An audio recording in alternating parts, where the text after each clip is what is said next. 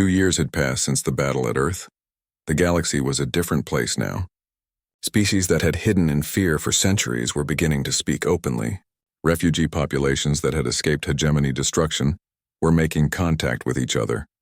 And everywhere the hegemony had once ruled, human ships were hunting.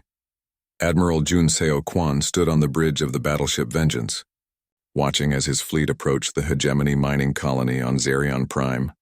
Intelligence reports said this facility had been strip mining the homeworld of a species called the Vellani for over 200 years. The Vellani people had been relocated long ago, which meant they had been murdered and their world stolen. How many hegemony personnel at the facility? Admiral Junseo asked. Approximately 50,000 workers and 5,000 military guards, replied Commander Hyejin Baek. She had become one of Earth's best intelligence officers, specializing in finding hidden hegemony installations across the galaxy.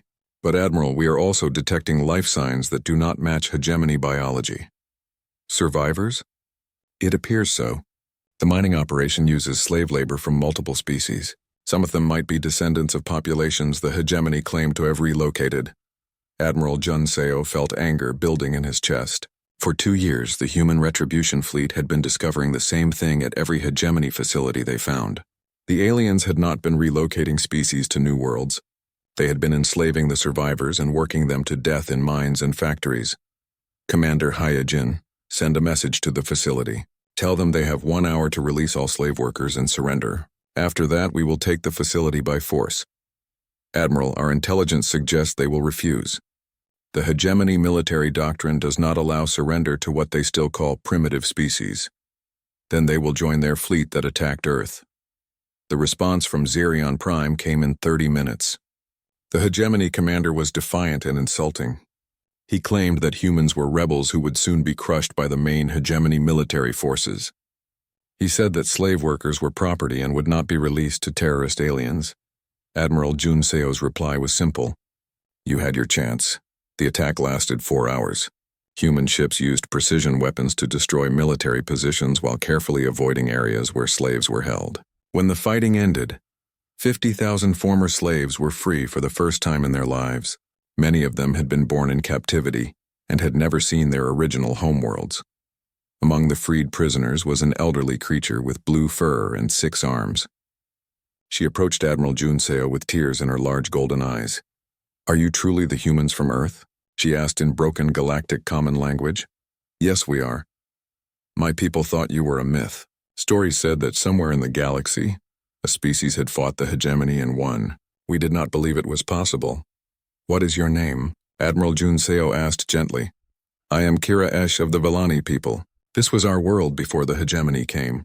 My grandmother saw our cities burning when she was young. The hegemony told the galaxy that we had been relocated to a better world, but we never left. We have been slaves here for 8 generations. Admiral Junseo felt his hands shaking with rage. How many other facilities like this exist? Hundreds, maybe thousands. Every world the hegemony claims to have evacuated still has survivors working as slaves. They keep us alive because we know how to work the machinery they built on our worlds. Commander Hyejin stepped forward with a tablet computer. Kirash, would you be willing to help us find these other facilities? We need to know where they are so we can free your people. The old alien's golden eyes became bright with hope. You would do this? You would free slaves on worlds that are not your own? The hegemony threatened our world, Admiral Junseo replied. That made this our war. But what we have learned since then has made it our responsibility. Every species they enslaved, every world they destroyed, every family they separated, we are going to fix all of it. Over the following months, the human retribution fleet grew larger as more species joined the fight. The Vellani provided detailed maps of hegemony territories. The Kethmore survivors, who had been hiding on dead moons for centuries, shared advanced weapon designs. The Zephyrians contributed their knowledge of hegemony communication systems. Captain So-Young Park commanded a task force that specialized in liberating prison worlds. Her ships would appear without warning at hegemony slave facilities, free the prisoners, and disappear before reinforcements could arrive. The aliens had given these operations a name: Ghost Strikes. How many facilities have we hit this month? Captain So-Young asked her intelligence officer. 47, Captain. We have freed approximately 800,000 slaves and captured detailed records of hegemony, crimes across 200-star systems. Dr. Kyung-Ho Lee was studying these, captured records in a research facility on Luna. What he found made him sick to his stomach. The hegemony had kept detailed documentation of every species they had encountered. The files read like a catalog of genocide. They recorded everything. Dr. Kyung-Ho reported to Earth Command.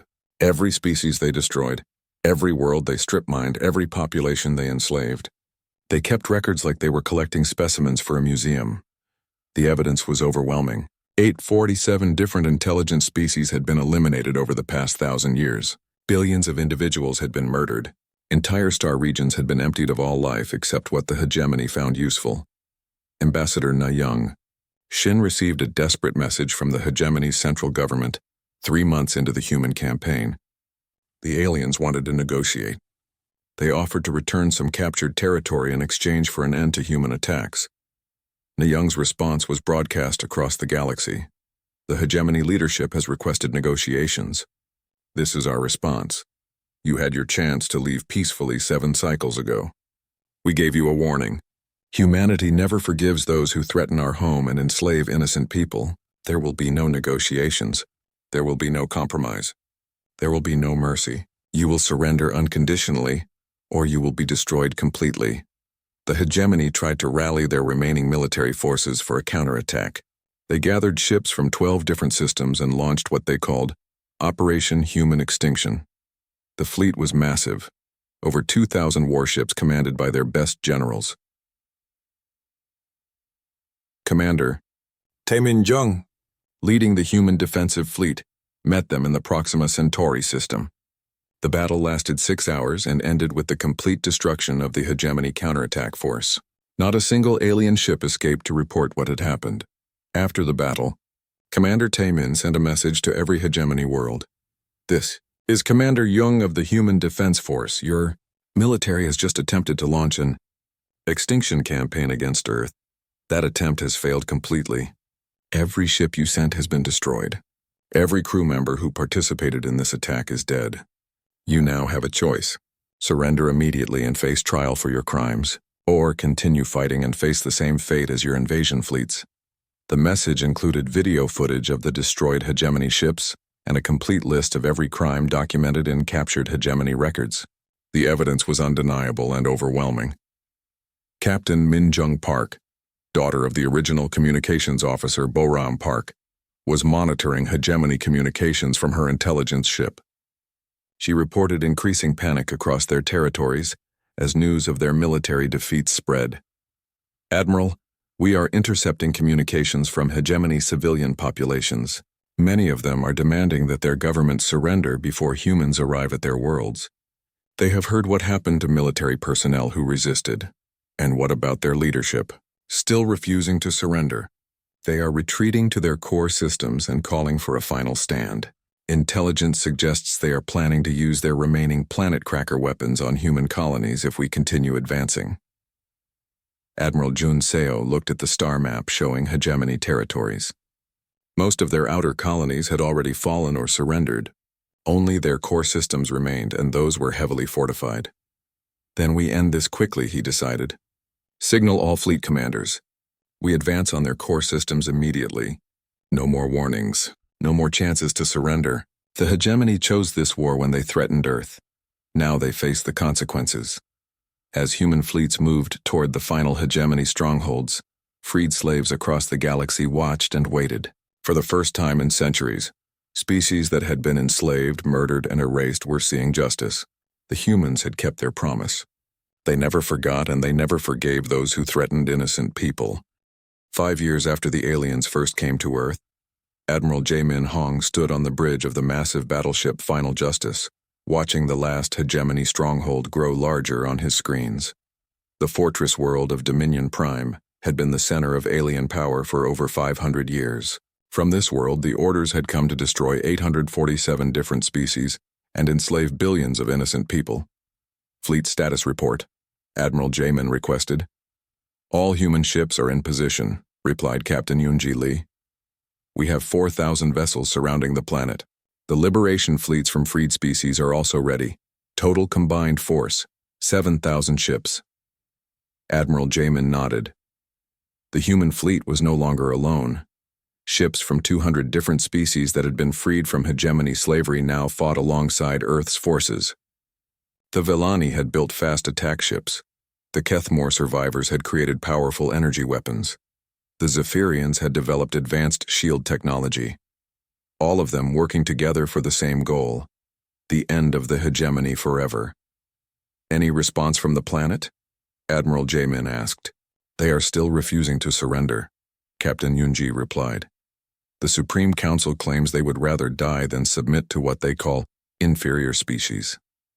On the surface of Dominion Prime, Supreme Chancellor Vexthul stared at the displays, showing thousands of ships in orbit around his world. For 500 years, the hegemony had been the most powerful force in the galaxy. They had destroyed entire civilizations with ease. Now they were trapped on their own homeworld by species they had considered primitive animals. How did this happen? Vexthul asked his military commander. Supreme Chancellor, our intelligence was wrong about the humans. They were never a primitive species. Somehow they had been hiding advanced technology for decades, maybe centuries. When we threatened their world, they revealed weapons and ships that were more advanced than our own. And the other species? The ones we relocated? We did not relocate them, Chancellor. We enslaved them. Many survived, and now they fight with the humans. Our own records of genetic experimentation and forced labor have been used as evidence against us. Supreme Chancellor Vexthul felt fear for the first time in his long life. The hegemony had always won because they fought primitive species one at a time. Now they faced a coalition of advanced civilizations that had learned to work together.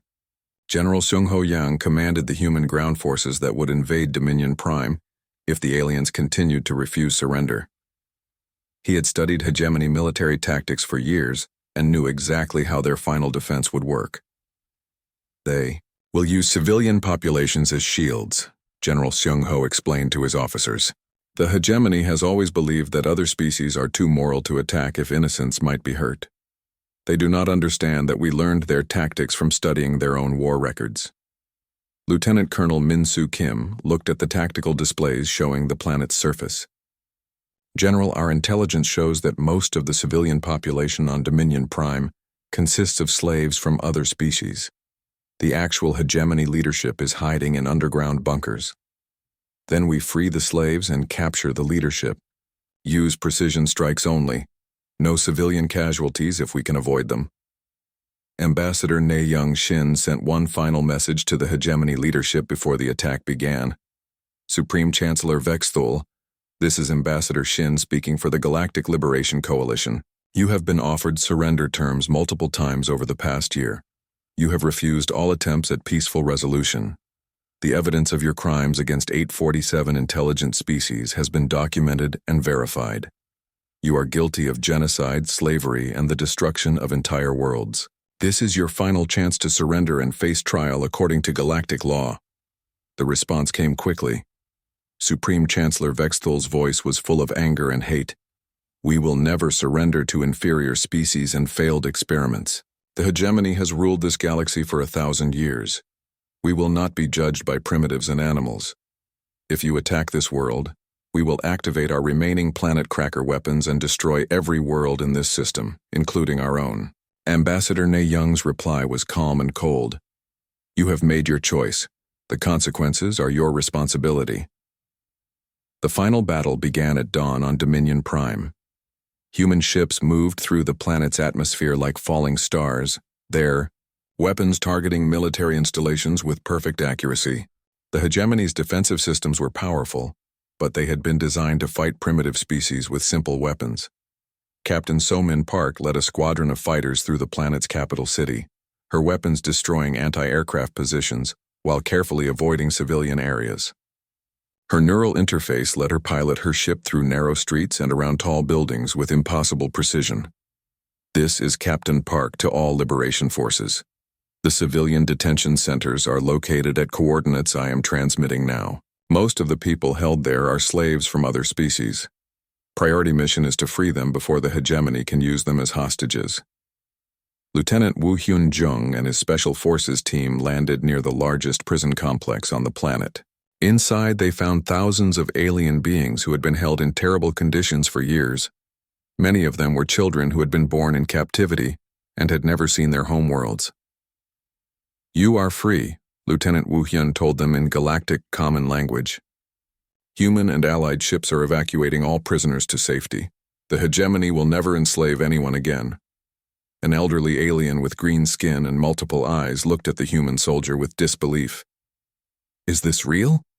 Are we truly free?" "Yes, you are free. And the people who imprisoned you will face justice for their crimes."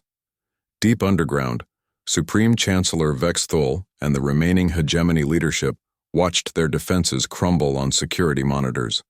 Human forces were moving through their strongholds with devastating efficiency, capturing military personnel and freeing slaves. "Activate the planet crackers," Vexthol ordered desperately. "If we cannot win, we will take them all with us." But when they tried to fire their doomsday weapons, nothing happened. The systems had been sabotaged from within. Commander Hymin, who had been working undercover in the Hegemony Command Center for months, revealed herself. "The planet cracker weapons have been disabled. Surrender now and you will receive fair trials. Continue to resist, and you will be captured by force." "Impossible. You are human. How did you infiltrate our most secure facility?" "Because you never understood what you were fighting," Commander Hymin replied. "You thought humans were primitive. You thought the species you enslaved were weak. You were wrong about everything." The battle for Dominion Prime lasted 12 hours. When it ended, the hegemony leadership was in custody, their military was defeated, and millions of slaves were free. The 1,000-year reign of terror was finally over. Captain Min Jung Choi, daughter of the original director Min Ho Choi, who had delivered humanity's first warning, stood in what had been the hegemony's main government building. The walls were covered with displays showing all the worlds they had conquered and all the species they had destroyed. "General Yang, what should we do with this place?" General Sheng Ho Yang looked around at the monuments to genocide and slavery. "Turn it into a memorial. Every species that was destroyed, every world that was burned, every family that was separated, they all deserve to be remembered." 3 months later, Commander Tae Young Lim, now elderly but still sharp, attended the dedication ceremony for the Memorial of the Lost. The former hegemony capital had been transformed into a place of remembrance where beings from across the galaxy could come to honor the victims of the hegemony's crimes. The memorial's main inscription was carved in stone using the written languages of all 847 species that had been destroyed. But the message was simple enough that every visitor could understand it. They were given one warning. Ambassador Na Young Shin read from the memorial's dedication speech to representatives of 300 different species who had gathered for the ceremony. The hegemony believed that power gave them the right to destroy others. They believed that advanced technology made them superior to all other life. They believed that fear would make them invincible. They were wrong. Today, we remember not just the billions who died, but the lesson they died to teach us. No one has the right to destroy others simply because they can. The galaxy had learned that humans could be incredibly patient and forgiving until someone threatened their home or hurt innocent people. After that moment, human memory became longer than star cycles, and their determination became stronger than gravity itself. The former hegemony territories were now governed by the Galactic Liberation Coalition, with representatives from every freed species working together to prevent another genocidal empire from rising. Humanity served as the coalition's protectors, but they were no longer alone in defending innocent civilizations. The hegemony's greatest mistake had been believing that a species capable of such love and protection for their own world would show mercy to those who enslaved and murdered others. They learned too late that kindness and ruthlessness could exist in the same hearts and that humans never forgot the difference between victims and monsters. In the end, the aliens had received exactly what they were promised. 1. 7 cycles had passed exactly. Fleet Commander Zethkar stood on the bridge of the hegemony flagship Eternal Dominion, watching Earth's solar system grow larger on the main display. Behind his ship followed 846 other warships, each one capable of destroying cities with single shots. 3 planet cracker vessels moved at the center of the formation, their massive weapons designed to break worlds into pieces. Any signs of human activity? Zethkar asked his scanning officer. Nothing, Commander. No ships in orbit around their homeworld. No defensive platforms. No energy signatures from military installations. The planet appears to be defenseless. Zethkar was not surprised. Most species either fled before the hegemony returned, or tried to hide in their cities hoping for mercy. Humans seem to have chosen the hiding option. Ambassador Veltar, Zethkar called to the communication section. Are you ready to begin relocation procedures? Veltar, now promoted to subjugation coordinator after his successful first contact with the humans, moved to the communication station. Yes, Commander. I will offer them one final chance to cooperate before we begin forced extraction. On Earth's surface, in a command bunker buried 3 kilometers under the Rocky Mountains, Admiral Yejin Nam watched the alien fleet approach on screens that showed every detail of their formation. Around her, dozens of officers tracked the enemy ships with instruments far more advanced than anything the aliens suspected humans possessed. Fleet. Size confirmed, reported Captain Junseo. Quan, 847 warships, 3 planet crackers, and approximately 200,000 alien crew members total. Are all our ships in position? Admiral Yejin asked. Yes, Admiral. Ghost Fleet Alpha is positioned behind the moon. Ghost Fleet Beta is hiding in the asteroid belt. Ghost Fleet Gamma is stationed near Jupiter. All stealth fields are active and holding. Captain Sang-min. Oh, now commanding the stealth cruiser Indomitable, floated in space just 1,000 kilometers from the lead alien ship. His vessel and 299 others like it were completely invisible to hegemony sensors. The aliens had no idea they were already surrounded. This is Admiral Nam to all Ghost Fleet commanders. The voice came through their secure quantum communication system. Remember, we wait for my signal. No ship fires until I give the order. We want them all inside the trap before we close it. Lieutenant Yoon Seo Kim, piloting her stealth fighter Shadow Strike, checked her weapons one more time. Her ship was small, designed for speed and precision strikes. Around her, 2,000 other fighters waited in perfect silence. The hegemony fleet moved into Earth's orbital space exactly as expected. Their formation was tight and efficient, designed to intimidate and control. They had used this same approach on 43 different worlds, and it had always worked perfectly. Begin transmission to the human homeworld, Fleet Commander Zethkar ordered. Veltar's image appeared on communication screens across Earth. His message was simple and direct. Humans of Earth, your 7 cycles have ended. We see no evacuation ships, no evidence that you have prepared for relocation. This is unfortunate but not unexpected. We will now begin extracting your population by force. Resistance will only cause unnecessary suffering. He paused, waiting for a response from the planet below. None came. Your silence is noted. All human governments and military forces are ordered to surrender immediately. Any weapons fired at hegemony vessels will result in the destruction of your largest population centers. Still no response from Earth. Fleet Commander Zethkar was growing impatient. Scan the planet more carefully. Where are their leaders hiding? Deep in the Rocky Mountain bunker, Admiral Yejin Nam smiled as she watched the alien ships move into perfect position. Every single enemy vessel was now inside the zone where Earth's hidden weapons could reach them. Ghost Fleet commanders, this is Admiral Nam. Execute Operation Reckoning. All ships attack now. The space around Earth suddenly filled with light as 3,000 human ships materialized from nothing. The stealth field shut down all at once, revealing the largest military fleet in Earth's history. Ships that looked like they belonged in science fiction stories surrounded the hegemony fleet from every direction. On the bridge of the Eternal Dominion, chaos erupted as alarms screamed and officers shouted reports. Commander, we are detecting massive energy signatures. Unknown ships are materializing all around us. How many ships? Zethkar demanded, scanning. Commander, I count over 3,000 vessels. How is this possible? Our intelligence said they were primitive. Fleet Commander Zethkar stared at the displays showing human ships that were clearly more advanced than anything in the hegemony database. The hull designs used stealth technology that should have been impossible for a Category 2 species. The weapon signatures showed energy output levels that matched hegemony military standards. This is impossible, Veltar whispered. Our surveys showed they had chemical rockets and primitive nuclear weapons. Captain Sang-min Oh's voice suddenly came through the hegemony communication system. speaking perfect hegemony language. Attention hegemony fleet. This is Captain Sang-Min Oh of the United Earth Defense Force. You were given one warning 7 cycles ago. You chose to ignore that warning. Surrender now and you will be taken prisoner according to galactic law. Continue your hostile actions and you will be destroyed. Zethkar was a veteran commander who had conquered 12 different species. He had never faced a situation like this, but he knew that showing fear would destroy his authority. All ships battle formation. Target the largest human vessels and fire at will. These primitives may have better ships than we expected, but they have never fought a real space war. The hegemony fleet began to turn and form their attack formation. But they were too slow.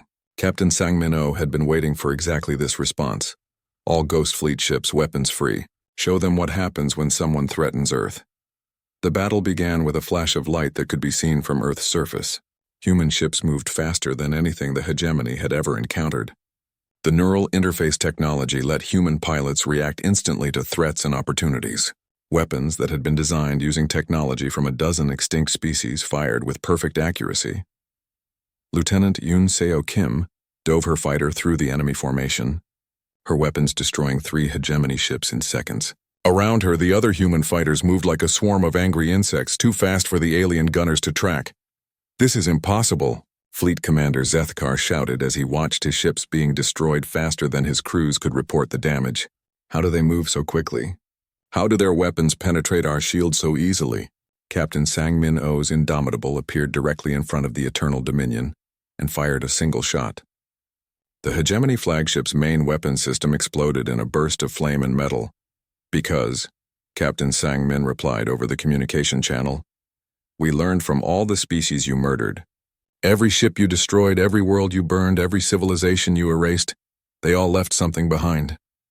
We found their wreckage. We studied their technology. We learned their lessons. Another human ship destroyed one of the Planet Cracker vessels with a weapon that seemed to tear space itself apart. You made one mistake."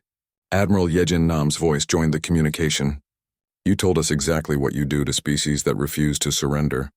You told us about the 43 species you relocated or destroyed.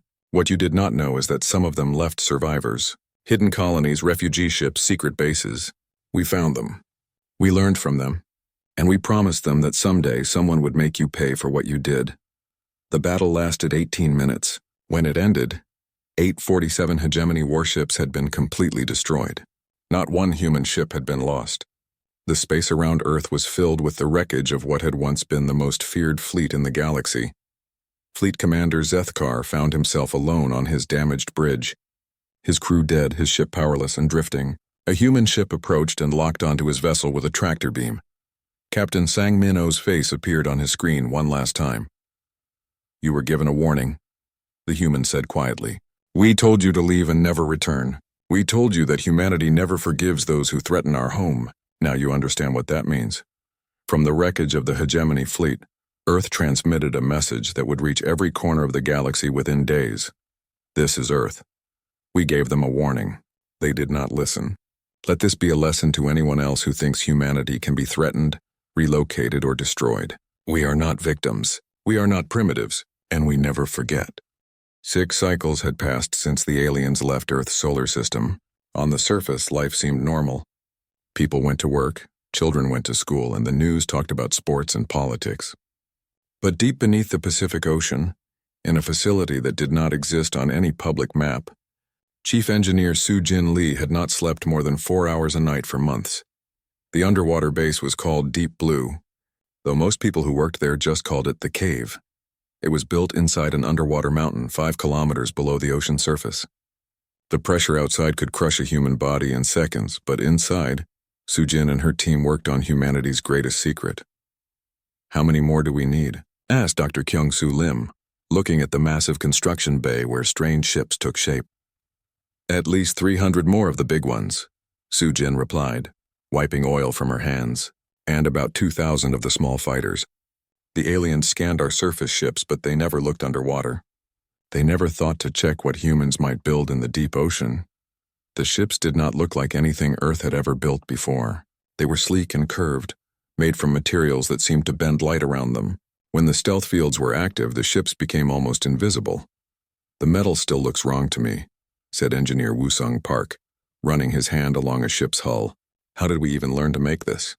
Sujin smiled sadly. From the dead ones. 3 years ago, Earth's deep space telescopes had found something terrible. Floating in the cold space between stars were the remains of alien ships. Not hegemony ships, but vessels from other species. The metal was different, the designs were strange, but the damage was all the same. These ships had been destroyed by hegemony weapons. Inside those dead ships, human scientists found crew members who had been mummified by the cold of space. They were not human, but they were clearly intelligent beings, families with children, engineers and pilots and soldiers who had tried to defend their worlds.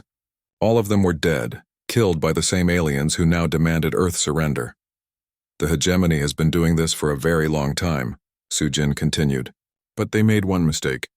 They left the evidence floating in space where we could find it.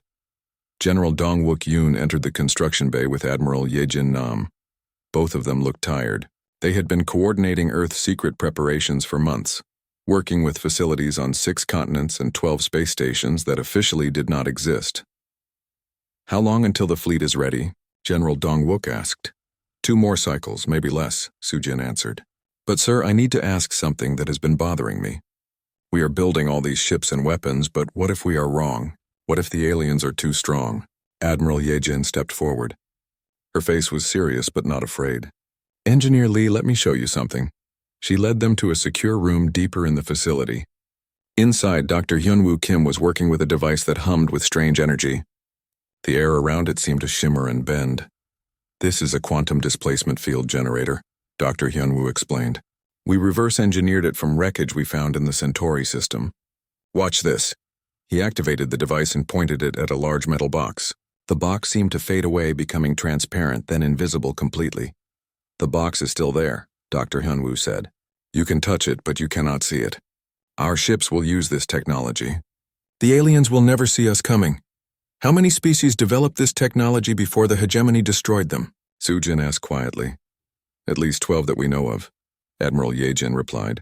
Each one invented different ways to fight back. We have learned from all of them. They moved to another room where Commander Ji Unseo was training pilots. But these were not ordinary pilots. They were using neural interface technology that connected their minds directly to their ships. The pilots could think, and their ships would respond instantly. The reaction time is 3 times faster than manual controls, Commander Jian explained. In space combat, 3 seconds can mean the difference between life and death. One of her best pilots, Lieutenant Sang-min Oh, was practicing attack formations in a simulator.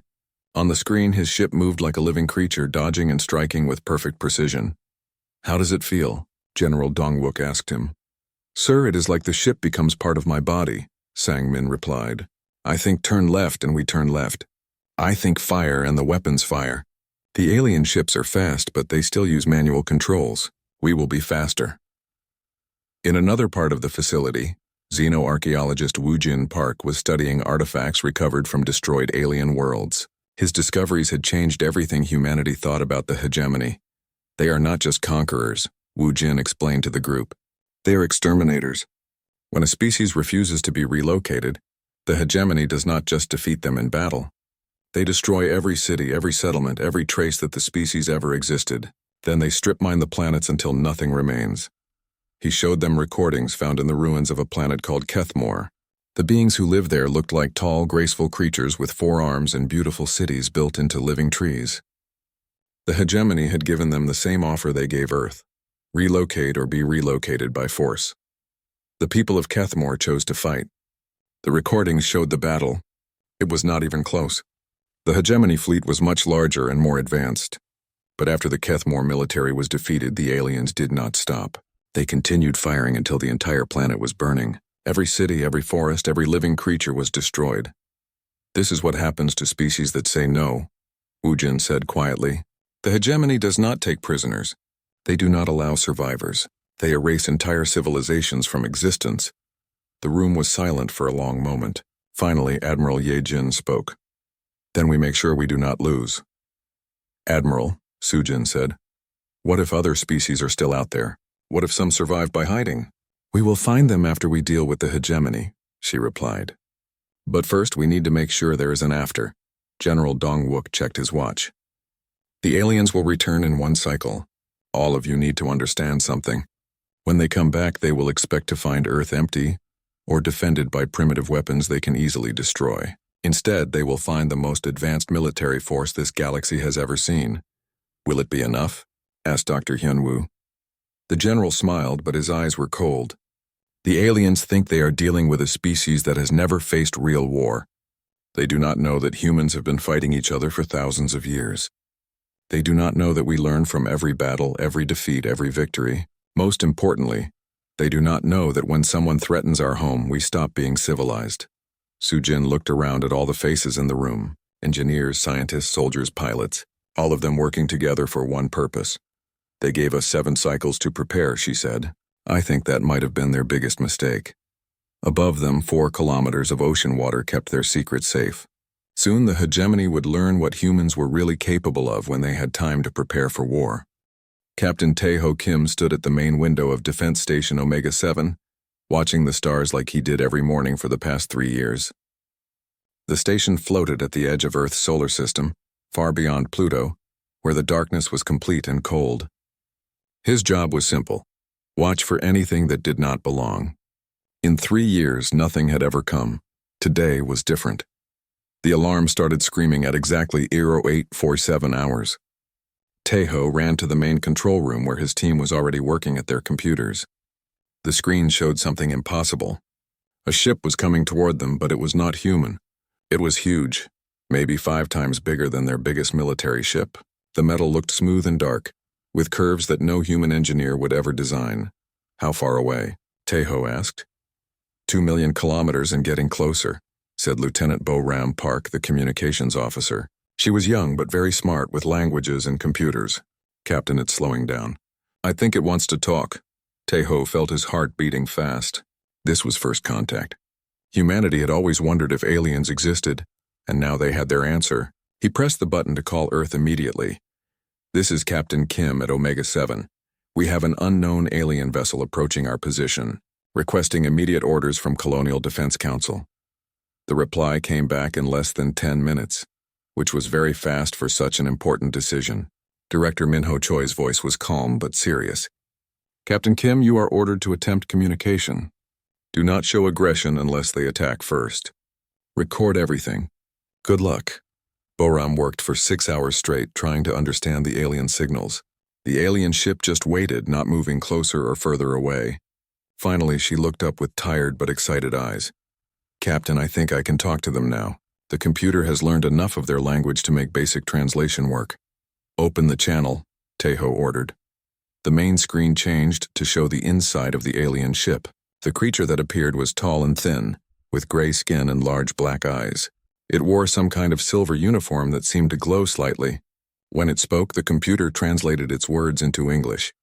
I am Veltar, ambassador of the Hegemony Collective. I speak for the Supreme Council and the billion worlds under our protection.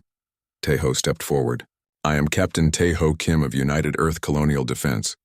Welcome to our solar system. Veltar made a sound that might have been laughter. Your solar system? Human creature, you misunderstand your situation. We have been watching your species for some time. Our surveys show that your world has excellent resources and a very useful location for our expanding territories. What exactly are you saying? Tae-ho asked, though he was starting to understand, and did not like it. The Hegemony Collective requires your planet called Earth. Your species will be relocated to suitable worlds in the outer regions, where you can continue to exist without interfering with important galactic affairs. You have 7 of your standard cycles to prepare for relocation. This is generous as most species receive only 3 cycles. The control room became very quiet. Everyone stopped working and stared at the screen. Tae-ho felt anger building in his chest, but he kept his voice steady. And if we refuse? Refusal is not recommended. The hegemony has successfully relocated 43 species across 17 star systems. Resistance only makes the process more difficult for everyone. Bo-Ram was recording everything, but she also sent a priority message to Earth. In 30 minutes, Director Min-ho Choi appeared on their communication screen from the Colonial Defense Headquarters. Min-ho was an older man who had spent his whole life preparing Earth for threats from space. He looked at Veltar with calm, cold eyes. I am Director Minho Choi, speaking for all of humanity and Earth. I have heard your demands. They are not demands, human leader. They are notifications of decisions already made by higher authorities than your primitive species could understand. Minho nodded slowly. I see. Then let me give you our notification. This is our only warning to you. Leave our solar system immediately and never return. We are not a species that forgives those who threaten our home. Veltar's large black eyes seemed to shine with amusement. Threat? Human creature you do not understand. We have studied your species. You are classified as Category 2 developing species. Your fastest ships can barely reach your own outer planets. Your weapons are chemical explosives and primitive energy devices. Your population fights wars among themselves over small pieces of land. You have been warned, Minho said quietly. The hegemony appreciates your spirit. It will serve you well on your new worlds. You have 7 cycles. Use them wisely to prepare your people for relocation. This conversation is finished. The alien ship began to move away, but not before it sent out scanning beams that swept across the entire solar system. Every military base, every defense satellite, every ship was recorded and analyzed. The aliens were studying Earth's defenses, and they were clearly not impressed. After the ship disappeared beyond their sensors, Tae-ho called Earth again. Director, what are our orders? Minho was quiet for a long moment. When he spoke, his voice was different, harder. Captain, how many people heard this conversation? My entire command crew, sir. About 20 people. Good. Order them to speak to no one about what happened here except direct superiors. As far as the galaxy is concerned, we are a primitive species with no real military power. Let's keep it that way for now. Sir, are we really going to fight them? They seem very advanced. Minho smiled, but it was not a happy smile. Captain, these aliens made one very big mistake. They told us exactly what they have done to other species. They told us their methods. They told us their timeline. Most importantly, they gave us 7 cycles to prepare. Prepare for what, sir? Captain, humanity has been preparing for this moment for over 100 years. We just did not know exactly what form the threat would take. Now we do. The aliens think they are dealing with a primitive species that will run away or surrender easily. They are about to learn something about humans that they did not find in their surveys. Tae-ho waited for more explanation, but Minho continued in a different tone. Captain, you and your crew will remain at Omega-7 and continue normal operations. If anyone asks, including other humans, nothing unusual happened today. The galaxy will learn soon enough what humans are really capable of when someone threatens our home. The communication ended, leaving Tae-ho and his crew alone, with their thoughts and the memory of humanity's first and only warning to an alien species. None of them yet understood that they had just witnessed the beginning of the end for the Hegemony Collective.